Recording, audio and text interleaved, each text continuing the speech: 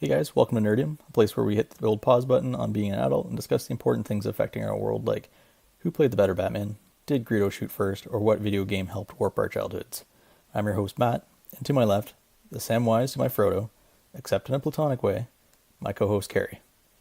This week's episode, Carrie and I discuss the latest installment to the Star Trek franchise, Discovery, as well as weigh in on who our favorite captains are.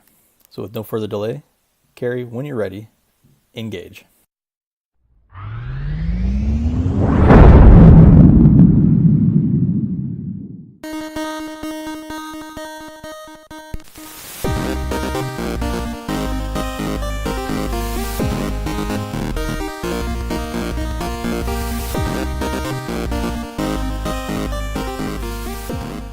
Hey everybody, it's Carrie and Matt.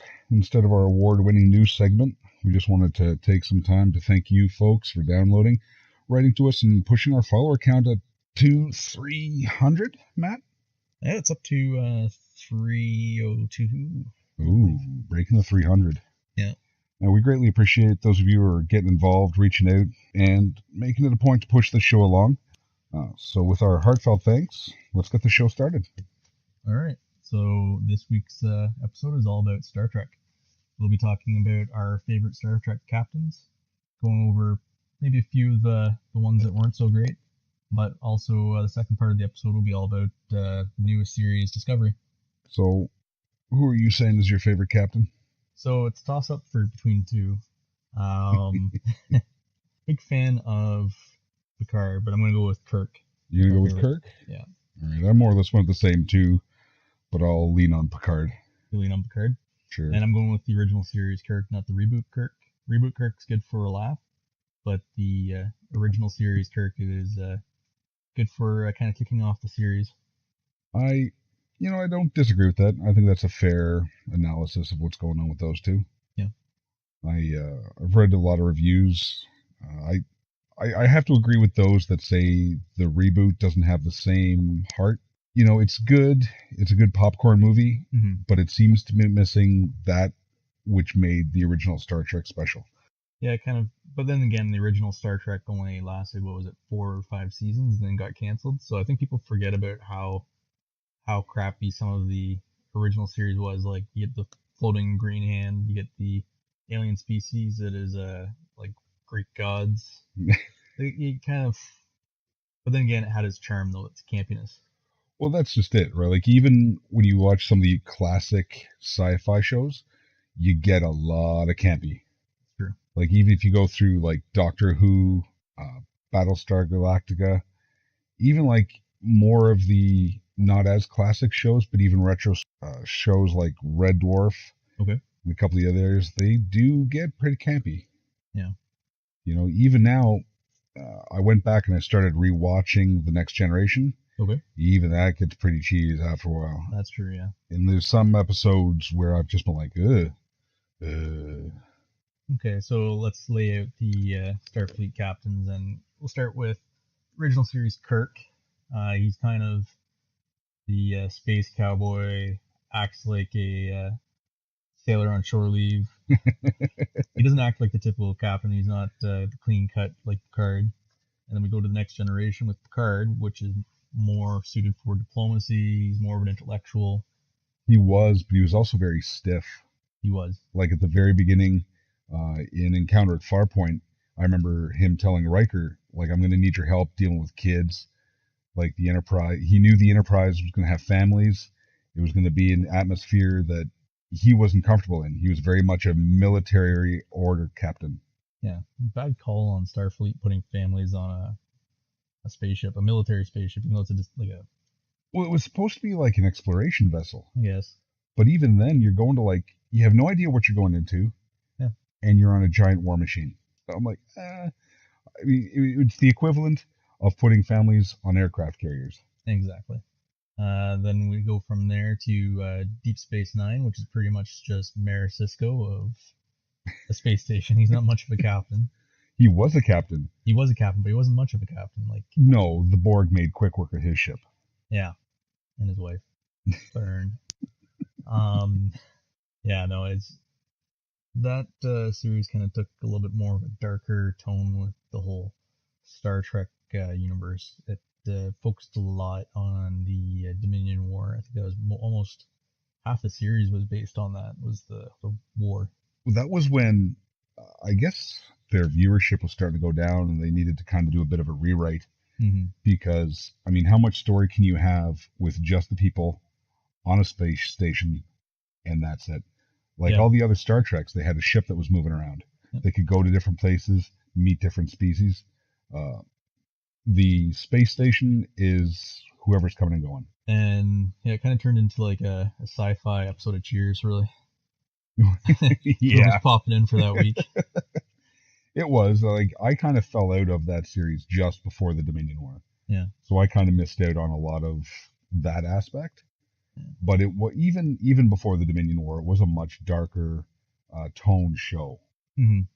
I fell out of the that series a little bit too, and then I came back and rewatched it because I heard about the Dominion War and how good it was, and it was actually it did a lot better. It was a lot less holodeck baseball.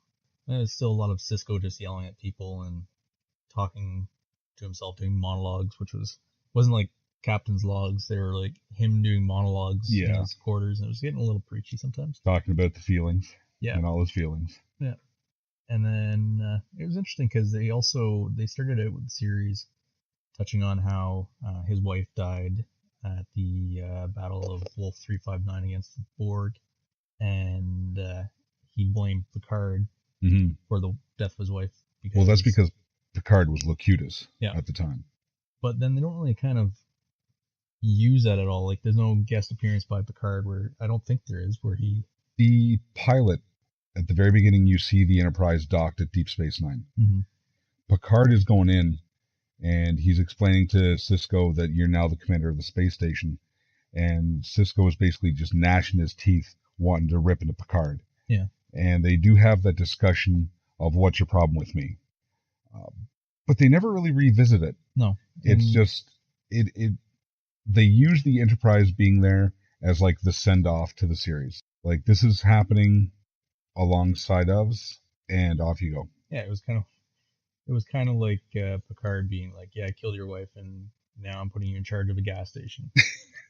Totes, sorry, you're the boss. Goodbye. Yeah. Here's the keys. Yeah. Like, I really was hoping they were going to push that a little bit more, but then it was just him trying to deal with all the problems on the station. Like, they were focusing on all the other cultural aspects, like with the Cardassians and the Bajorans, and then everything in between, and the cultural wars that were going on between the different species. And it was good, but I found after the first season or two, I had to kind of back away. Yeah. Like you said, it was becoming Cheers in space. And then we went off with the next series, which was pretty well done for the most part. It kind of lagged a little bit in the middle, but Star Trek Voyager. Did you like Voyager? Once again, it started out like I think maybe the first season or two I enjoyed, and then I didn't enjoy anything till really the last season. I couldn't get into it. There's a few episodes here and there that were interesting. It was the first female captain. Mm-hmm. And it was bold because it was them being sent off to the far corner of the Delta Quadrant. And basically you're just going to sit there and just encounter all kinds of new species and planets that you didn't previously encounter in Star Trek. So that was interesting. But then all of a sudden, all these other Alpha Quadrant, Beta Quadrant species started showing up because they also got cast out there. And it just seemed like the Delta Quadrant material wasn't strong enough to stand on its own, so they started leaning on the other stuff. Well, I find with situations like that, especially with a series like Star Trek, they want to kind of pander to that solid fan base. Mm-hmm. There's a great deal of fans that don't want to see too much new stuff. Yeah. They like a good mix of the old with the new, but they really want to make sure that old is there. Yeah. And I think they did a great job with it. For me personally, I just never got into it. It was good when they kind of locked onto the main being the Borg, and that's where their fight was primarily with. Like, as they're getting closer to finding a way home, the Borg started kind of nipping at their heels a little bit more, and things started getting a little bit more interesting. The pressure was on, so it kind of made it a little bit more exciting to watch. A little less of the kind of crazy science of Tom Paris inventing a shuttle that goes warp 10 and then he de-evolves or evolves or does whatever, turns into a reptilian human thing Yeah, I heard about all that. that ends up kidnapping Janeway, taking her for a ride in his little magic spaceship, turning her into an alien reptilian thing, and then they ended up hooking up and then going to a Like you planet. do. And, yeah, You know? going to a planet and then leaving eggs there, and then they never, like, neither talk about it after. When it goes back, like, they don't ever bring up, like, hey, remember that time that we made all those eggs and left it on that planet? Well, you know how it is when you get taken on a ride, turned into a reptile, sleep with the person that kidnapped you, leave the eggs. Yeah, fair enough. You're just really not looking to talk about it ever again. Yeah. All right. So yeah, that one I actually enjoyed. Voyager kind of really started talking about the temporal kind of side of Starfleet, where they had time travel, Yeah. and they started playing with it a little bit more. The last episode, which was a 2-hour long episode, was actually really well done. It was them eventually getting back to Earth.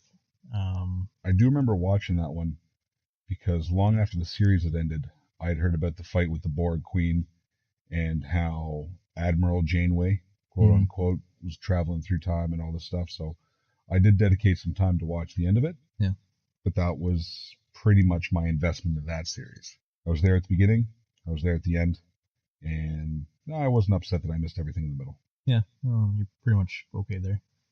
Like, you just had to see her steal the Klingon technology there that gave her enough gigawatts to go back. The whole time travel thing kind of also brought us into the next series, which was Enterprise.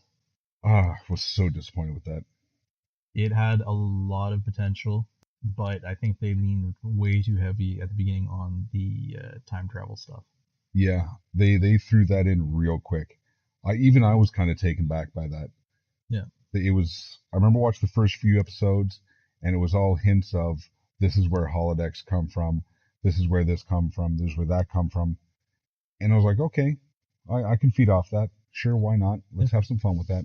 For me, that series came to a grinding halt when they did the Xindi arc.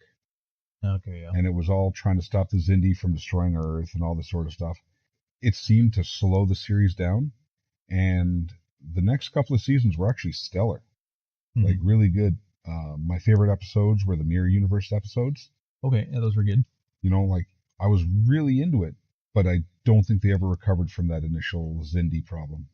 No. I also enjoyed the episodes where they started kind of introducing the Romulans, and it started kind of started going towards the Romulan Earth War. Yeah. So that was kind of interesting. Yeah, they leaned a lot on the time travel at the beginning, and also Captain Archer was a decent enough captain. He just seemed like he was more of a person that knew the technology or the operations of a ship, and that's why he was made captain, because he didn't really know anything about military kind of strategy. He wasn't really a good diplomat. No, he was horrible at that job. Yeah. For a guy who becomes one of the founders of Starfleet, Yeah. I can't, not Starfleet, the Federation. Yeah. I can't say he'd be very good at that job. Well, I think everything we saw. I think he even says that in like the final episode where he's like talking about he thinks he was wrongly picked for that job. Yeah. But he still does it. I guess Ziggy helped him out or something. Who knows? Yeah. Till he got to the next leap home, I guess. I did think it was kind of funny when he was the captain. Yeah. I was like, okay. What has he been in lately? Not really outside of Quantum. I mean, I know he's been in stuff. Yeah. But he's always Quantum Leap. And then we had the long period of nothing for a while, and then we had the reboot movie series.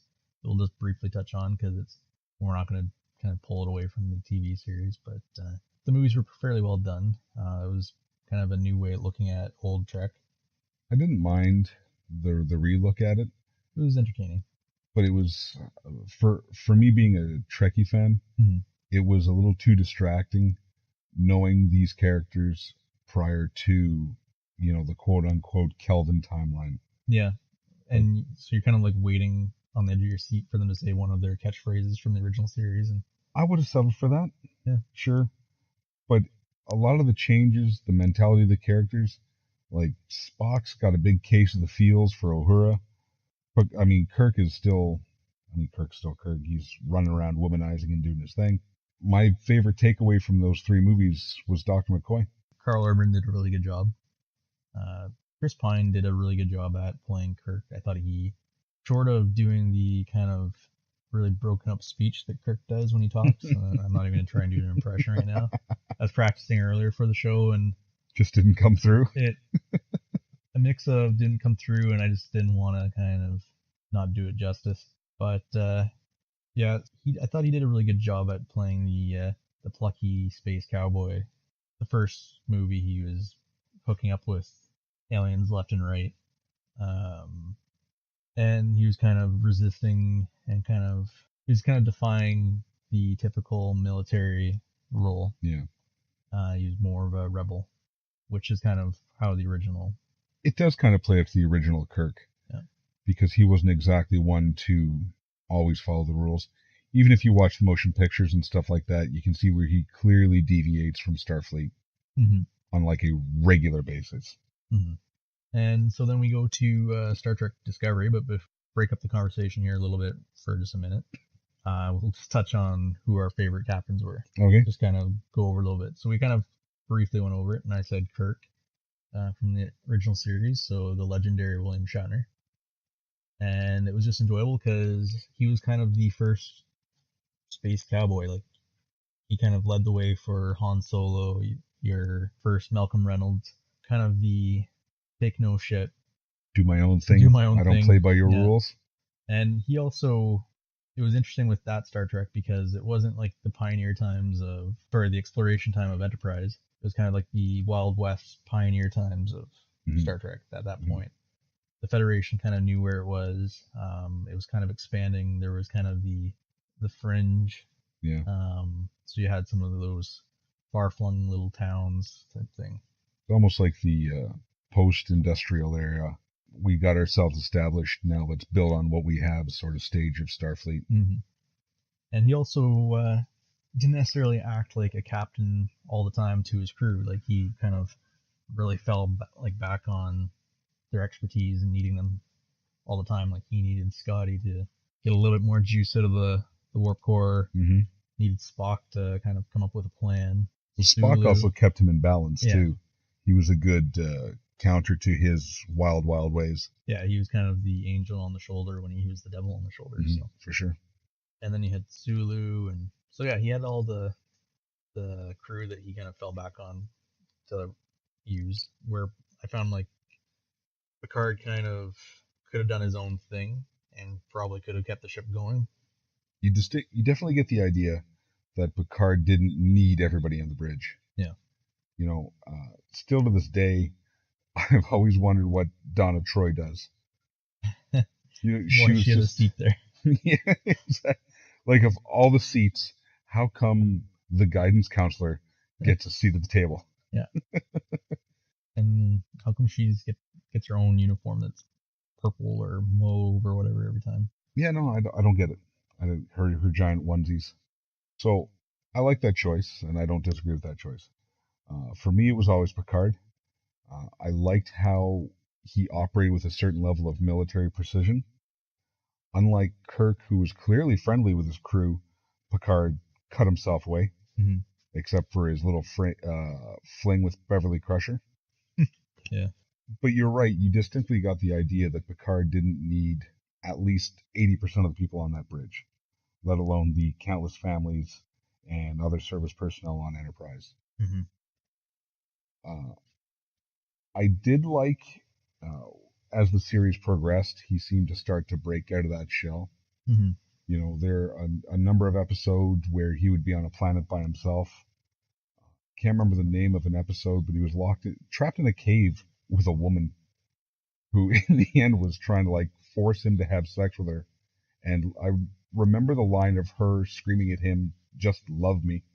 I have no idea why that sticks out in my head. But you know, you always knew that he was military minded. He was a captain before he was anything else. Yeah, he was all about duty. Yeah. You knew he was going down with the ship one way or the other. Yeah, and usually not going down by his own hand, where sometimes Kirk was kind of fly by the seat of your pants and sometimes burn yourself doing that. But I think it's safer to wear a red shirt around Picard than it is to wear a red shirt around Kirk. Yeah, I think that's statistically proven. Mm-hmm. If only because Picard has a red shirt. Yeah, that was kind of the weird switch there, where we went from red to gold, or gold to red. Sorry. I remember hearing that it had something to do with I think how it looked on camera. Mm-hmm. So they just kind of switched it, something along the lines that Data's makeup was only good with the yellow for some reason. That makes sense. Popped too much with the red and didn't work with the blue. And he looked too pale with the red. Yeah. So I wonder if it was all about Data, why that change happened. But yeah. Well, they also retconned it because when Enterprise started, command officers wore red shoulder flashes. That's true. That is also very true. Oh, good old retconner. And we'll go back to the newest series, Discovery. So it was a short, 13 episode season? Yeah, I think 13. Yeah. So what did you think? I really liked it. Yeah. Leading up to it, with all the delays and stuff like that, I was starting to get more and more concerned.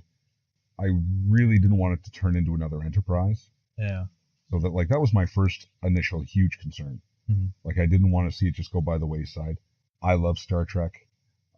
It's by far, I'm not going to say it's tied with Star Wars, but if I was going to lean on one or the other, I watch a lot more Star Trek than I do Star Wars. Yeah. But I really wanted the best for it. And leading up to it, it was just mired in trouble. You know, people pulling out, show getting delayed. And then there was this weird social movement where people were comparing Klingons to Trump supporters. And you had people screaming at the top of their lungs because, it's a female captain because they have to have a female captain. It's like, well, what does it matter? If the story's good, ultimately, what does it matter? Yeah. So I was terrified going into this, but kept the fingers crossed and went in with an open mind. Yeah, no, I enjoyed it. Like, it kind of took the fresh, new approach that the Star Trek movies brought. So you start getting, like, the swearing. You get your first F-bomb in Star Trek. Yeah. You get your first Klingon sex scene. It was definitely a different tone. Yeah.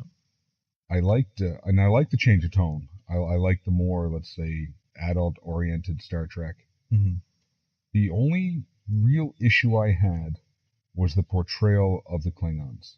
Okay. I like myself a good mulleted, leather-clad warrior, like warrior class system. Uh-huh. Funny mullets and costumes aside, the way they portrayed the Klingons in this one, it was like a combination of Conehead and Klingon.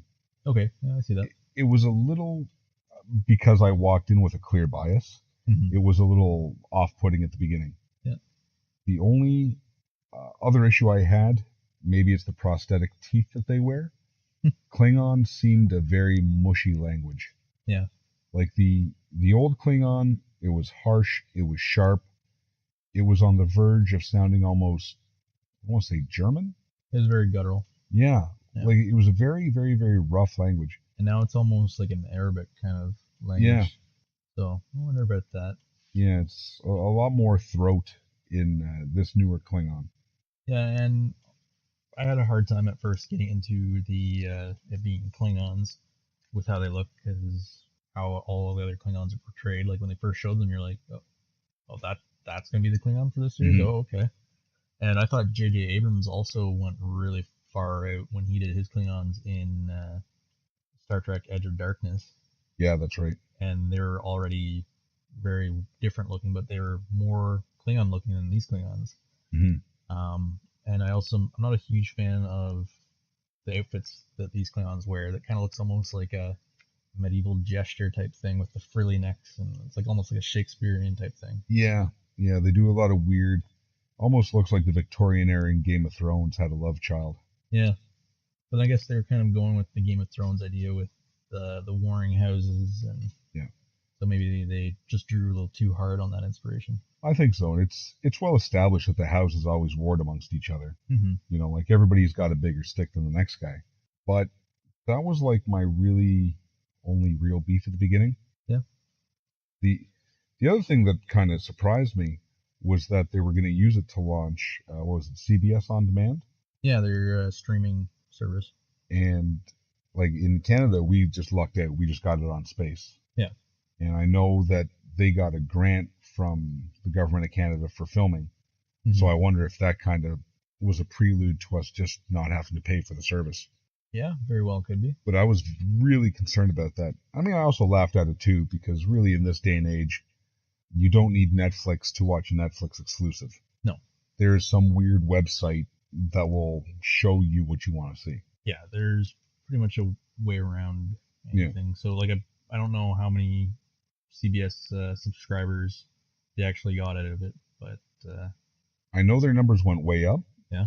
But I think the real tests are going to be who sticks around between the end of season 1 and the beginning of season 2. That was a lot of talk that I've heard on the internet. Was a lot of people are just going to cancel their subscription unless they have something really, really good that keeps people around. Like there's enough, like there seems to be an abundant amount of streaming services. Yeah. But at least something like Netflix. I mean, I subscribe to Netflix. You subscribe to Netflix. Yep. There's enough original content there. For the most part, that's pretty good. Yeah, and there's so many like streaming services coming out. There's gonna be a Disney one now because Disney's pulling it out of Netflix. So it's just, I guess maybe all the Marvel movies are gonna go over there. I don't know. That was the talk, but there's other talk that some of the Netflix exclusive Marvels, yeah, like the Jessica Jones, the Defenders, Daredevil, they might stick around because Netflix bankrolled that. Yeah, with Marvel. That's fair. But I think you're right with that. But on the same token, that bubble is going to burst. Yeah. You know, not everybody wants to pay for 6-7 different streaming services just to watch their favorite shows. At $10 a pop. At $10 a pop, plus pay a cable subscription. Yeah. Plus have the cable company come to you and say, oh, by the way, we also have streaming services. Yeah, especially like nowadays, cable subscriptions are going down just because of like Netflix by itself. So Netflix by itself, and again, like I said earlier, there's no show I can't find on the internet. Yep. I mean, you have to make sure you have good virus protection or else you're walking away with computer herpes. But, you know, there's, you don't need HBO Go to watch Westworld or Game of Thrones. It's just not needed. So it's kind of a delicate balance where eventually people are just going to say, hey, I'm paying this much for the internet. I have a smart TV. Why should I pay you for anything? Yeah. And so back to Discovery, it's interesting with the introduction of the Spore Drive when all of the series that have come before it that take place after it, you never hear anything about it. So it's going to be interesting to see how that technology just kind of phases out at some point and gets forgotten. So one of the going theories that I've heard that I'm kind of inclined to believe is that Discovery was the founding of Section 31. Sector 31? Section 31. Section 31. Yep. So all the stuff that's going on now is going right under the rug when they're done. Okay. That's why you can see in Lorca's office the Gorn skeleton. Mm-hmm. According to Starfleet records, quote, quote, quote, quote, quote, the first meeting with the Gorn was him and Kirk throwing foam rocks at each other. Okay, yeah, that's a detail I didn't even notice. Yeah, it's in his office. You can see the skeleton standing there. Okay. The other theory, because Discovery's call number is 1031, okay, there's another idea that it might go to Section 31. The other thing, they brought this up in the first episode. They never touched on it again, which kind of irritated me, were the officers with the black badges. Yes. So I have heard some theories about that they're either Section 31's already established and that's just kind of their thing, but for a covert kind of section of Starfleet, why do they have their own identifying markers? Another thing was that it could be something about the temporal agents or temporal officers that are on Discovery from the future. Once again, it doesn't make much sense, but also I noticed in Discovery there's just a ton of different variations of the badges, so it could just be another different variation. Yeah, that's true. That's very, very true. Should be interesting to see if it ever comes up again or if they ever address it. I'm really hoping they don't go too far onto the temporal side. Yeah. Every series does this whole past, future, past, future, past, future thing, and it gets a little muddled down. Yeah, when they came back from the mirror universe, it kind of seemed like they were possibly opening up to the idea of it being really heavy in time travel or the multiverse in general. And then I was kind of like, are we gonna see sliders in space here? Like, it even looked like sliders at first when he's coming back. And Yeah, so you're kind of like, okay. Although I love sliders, but it was a show that ended too soon. yeah, It got bad near the end, but it did end too soon. yeah.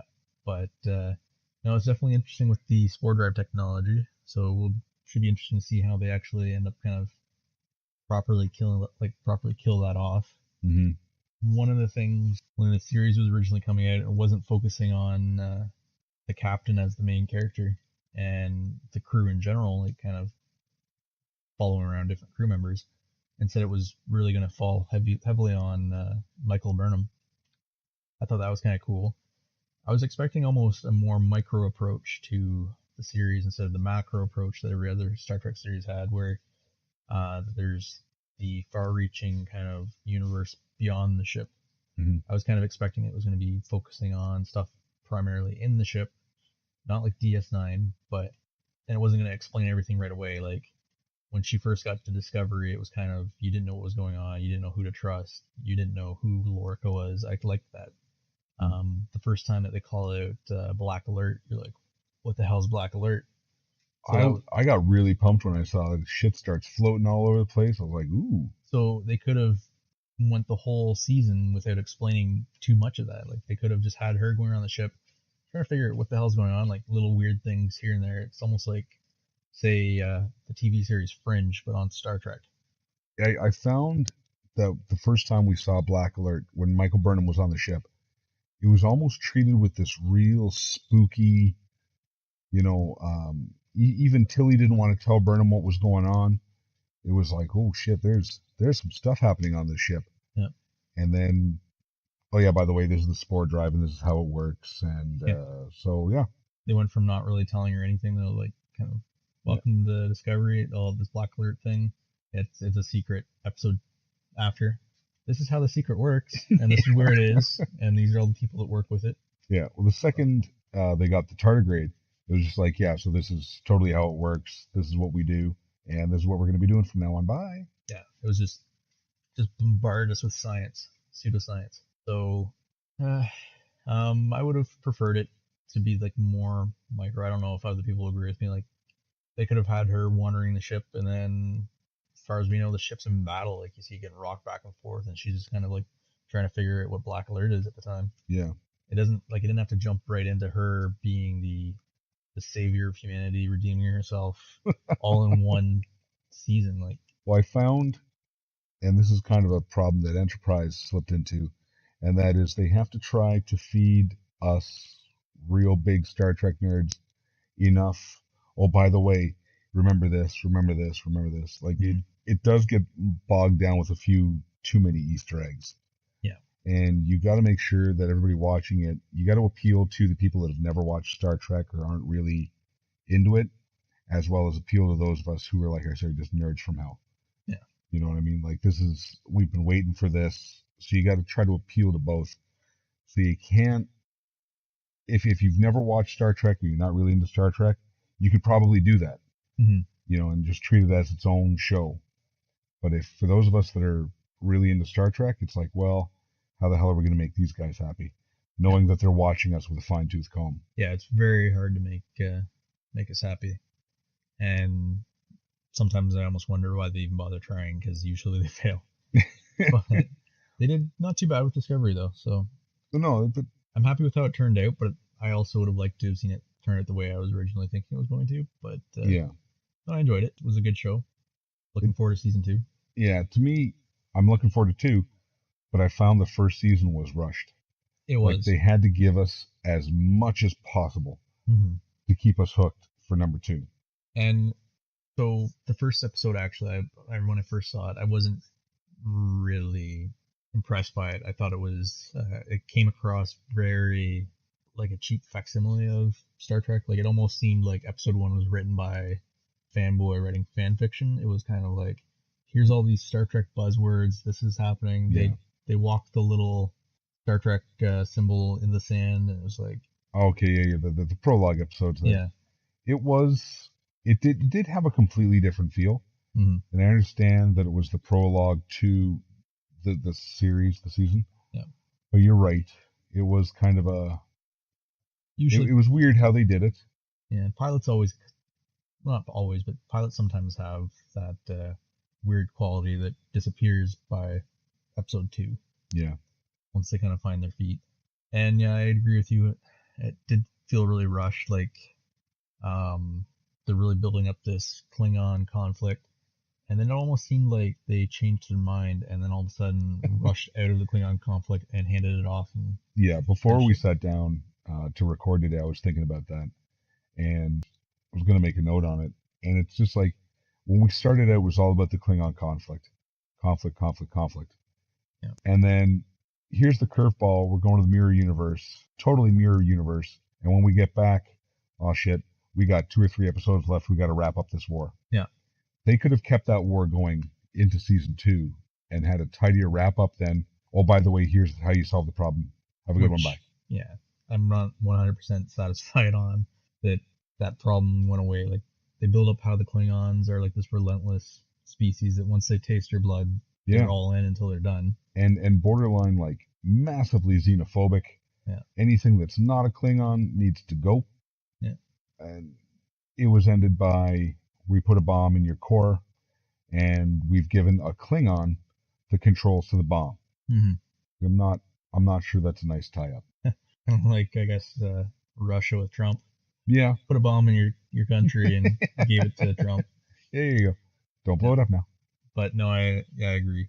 And it was kind of, that's something they could have went on for a long time with, because when they came back from the mirror universe and they were losing the battle and it was 6 months later and Starfleet was a little bit more they were certainly playing the defense. Yeah, they're playing the defense, and they were unforgiving. Like when you see Admiral Cornwell beam onto the bridge with a gun, like her phaser already drawn with Sarek. That was a pretty cool scene. Yeah. But yeah, all of a sudden, was it 2 episodes long, and then they fixed it with bombing? I think so. It was something along those lines. It was really, really rushed. Yeah. They could have gone right into the mirror universe right off the get go with one bad jump. Yep.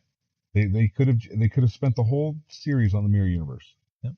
And then when they got back, find out that the Klingon, I mean, it would have made a good cliffhanger. Yeah. You know, the Klingons occupy most of Federation space. Oh shit, what are we going to do? And end the episode and wait for season 2, and then have season 2 almost Starfleet freedom fighters. Mm-hmm. Slowly pushing these Klingon strongholds back until they can fight their way to Kronos. Yeah. Because the idea, like, I appreciate the fact that the ship can jump. Yeah. So the idea that it jumps to Kronos, what can you do? Yeah. But there's this notion that, like you said, in 2 episodes, yeah, it was just tied up. Done. The war's over. Ta-da. Like, yeah, missed opportunity. Like, they could have really went into that.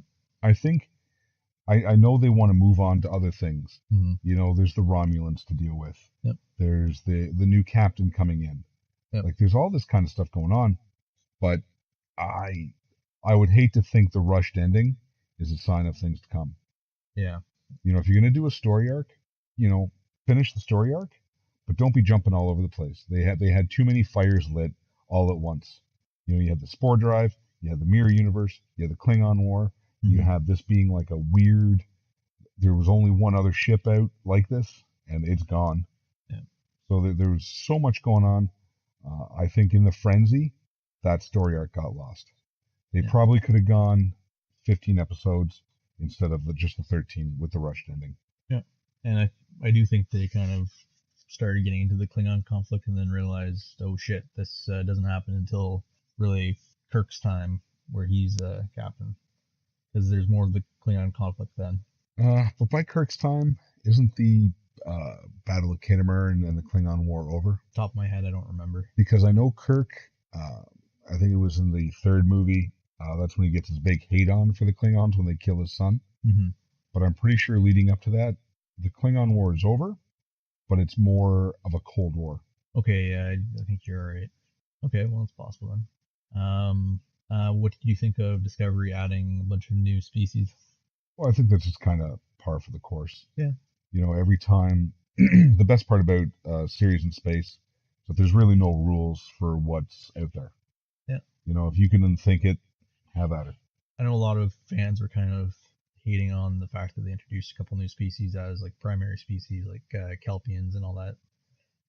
Also, there's that speculation on what that one bridge crew member is. The female. weird android, possible, maybe an alien, maybe an android. Yeah, like they were saying that if she's an android, she's a better android than Data was, and Data was top of the line when TNG came out. So yeah, it's gonna be interesting. And then also how the series ended with the Enterprise going nose to nose with it. It's gonna. They had to do it. I don't think it was necessary. It wasn't necessary because how are you gonna like lead off season 2 with that? Like, is it just gonna be, hey, do you have this part? We're needing it. Thanks. Okay, we're gone, and then that's it. I think the way I perceive the articles that I read, they're gonna help the Enterprise out at the time it's being piloted by Pike, Christopher Pike. They'll go give a hand, piss fart around with this, that, and the other thing, and then that's it. Because the Enterprise has stuff to do that has nothing to do with the ship. So it might make its own little cameos. Yeah. But I think that's just another one of those we got to appeal to the carry nerds of the world that really just kind of want to see it. Yeah. And then we'll just put it away. I'm not gonna lie, I was like, when they were saying that the number was 1701, I'm like, oh shit, it's the Enterprise. And then I'm like, but wait, what? What are they gonna do with this? And do you have any idea who the new captain's gonna be?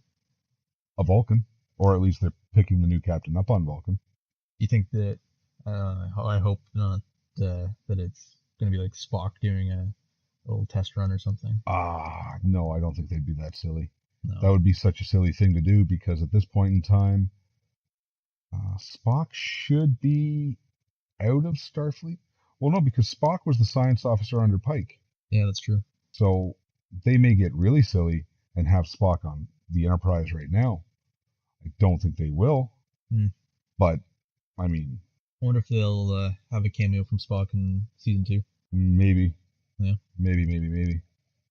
But I'd really rather not have anything to do with the Enterprise crew.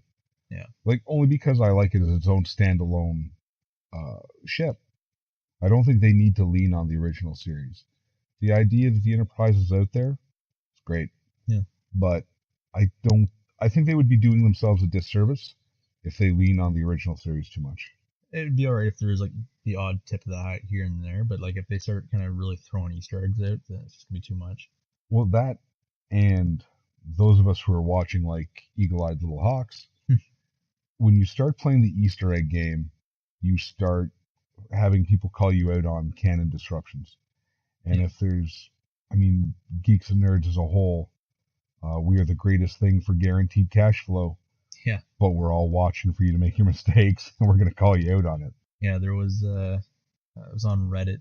Somebody was watching very closely, and on the last episode when they showed Kronos blowing up, and then it was like end simulation.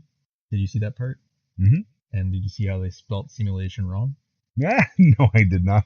Yeah. Not that my spelling should be taken into consideration. Yeah, they threw in an extra L or extra T somewhere in there. Oh, Jesus. And nobody caught that, and it aired. And yeah, so you can tell that there's nerds out there watching it almost frame by frame. Yeah. And they will pick up on everything, and anything out of continuity, any kind of, like, you get even the nerds that are following, like, the technical specs, and they'll, like, be like, oh, no, that warp core at that time doesn't have that output, sorry. You got those guys out there, too, so. Well, that was part and parcel to the J.J. Abrams movies. Yep. When they were going on about the size and shape and design and specs of the Enterprise, everybody said, well, no, you can't have that. And then everybody came, oh, no, different universe. Because of this happened, they totally waited an extra 100 years to go to space. All this other nonsense. But it's like I brought it up originally. When you first see Lorca in his office, there's a giant Gorn skeleton. Yep. That technically shouldn't be there.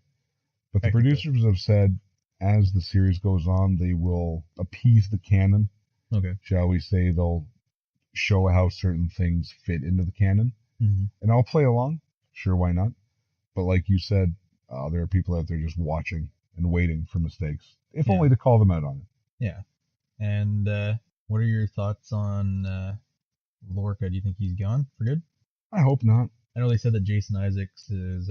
He's even said that he's done, but he was such a fresh, different role.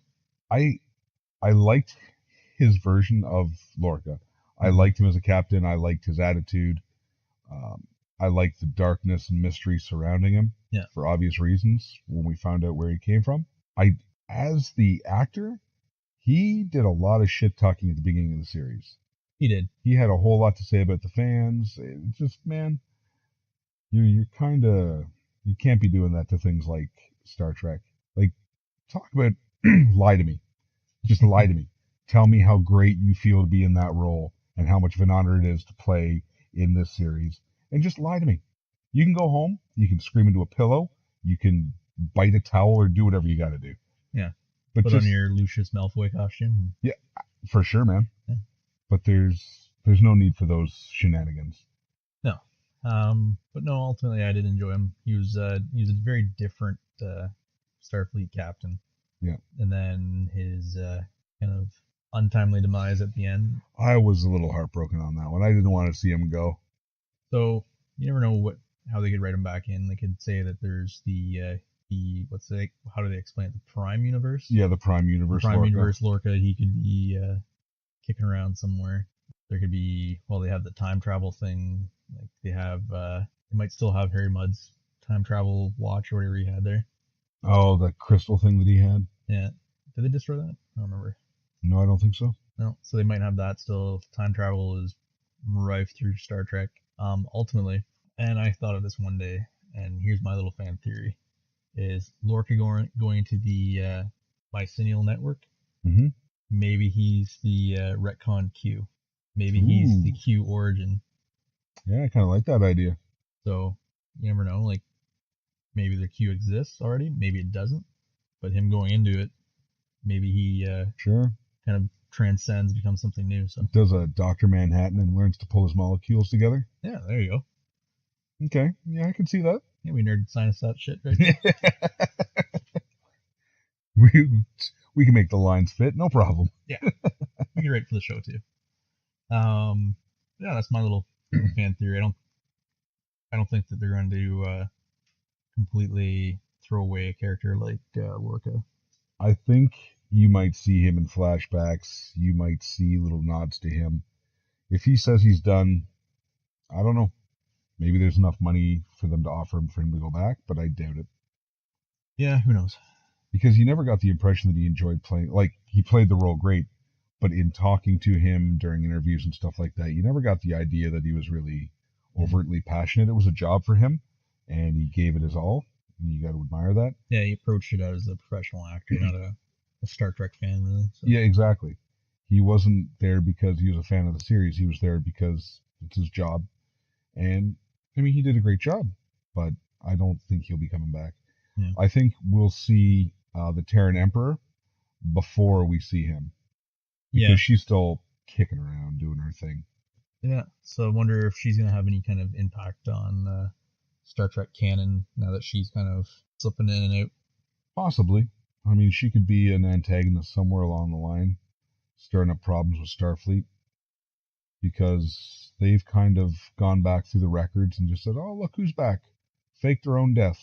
Mm-hmm. And so now she's out there, and most of Starfleet, outside of one or two admirals, as far as they're concerned, she's back. I'm looking forward to more portrayals of things like the Romulans. I really want them to do something with them. Just not crazy, like, redesigns of the makeup. I don't want that. No. They played it pretty safe with the Vulcans. Mm-hmm. So far, even the Talaxians were pretty standard.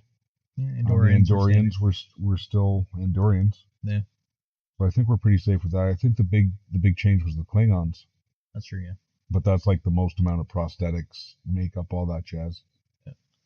All right, well, I think we've exhausted all of our Star Trek knowledge for one night.